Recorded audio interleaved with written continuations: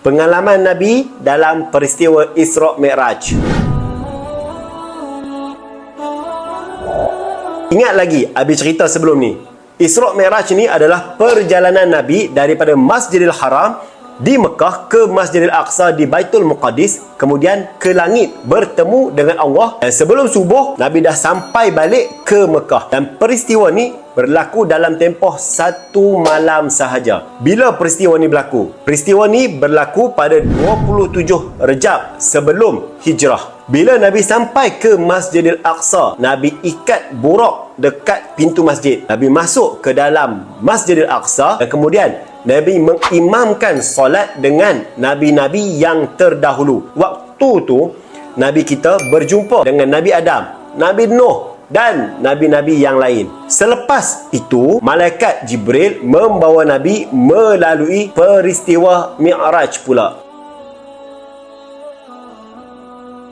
Mi'raj ni adalah perjalanan Nabi daripada Masjidil Aqsa ke langit 7 dan seterusnya ke Sidratul Muntaha. Dan Nabi pergi naik apa? Naik burak. Burak ni apa? Binatang yang Allah hantar khas kepada Nabi untuk Nabi tunggang. Bentuk dia seperti kuda tapi dia bersayap. Untuk Nabi sampai ke atas, Nabi melalui 7 lapisan langit, dan setiap lapisan Nabi akan bertemu dengan Nabi yang lain yang berada di langit tersebut. Contohnya, langit pertama Nabi jumpa Nabi Adam. Langit kedua Nabi Yahya dan Nabi Isa.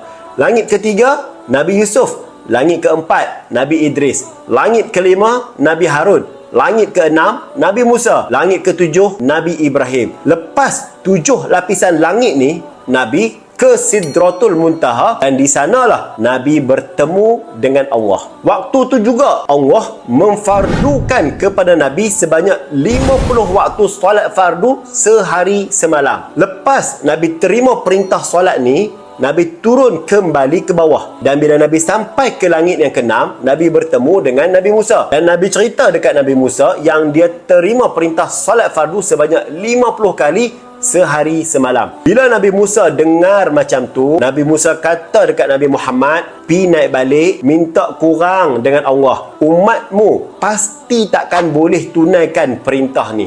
Kemudian Nabi pun naik balik ke atas dan berjumpa dengan Allah. Dengan rahmat dan kasih sayang Allah, akhirnya Allah turunkan daripada 50 kali solat fardu kepada 5 kali saja solat fardu sehari semalam. Walaupun bilangan solat dah dikurangkan kepada 5 kali, tapi pahala Allah bagi sama kepada kita macam 50 kali solat. Dan lepas tu Nabi turun ke langit dunia dan kembali ke bumi, iaitu di Masjidil Haram. Subhanallah. Hebat kan Nabi kita? Allah bagi berpeluang kepada Nabi untuk bertemu dengannya secara langsung. Peluang ni Nabi lain tak dapat pun. So, apa jadi lepas Nabi turun ke bumi? Kita jumpa dalam video yang seterusnya.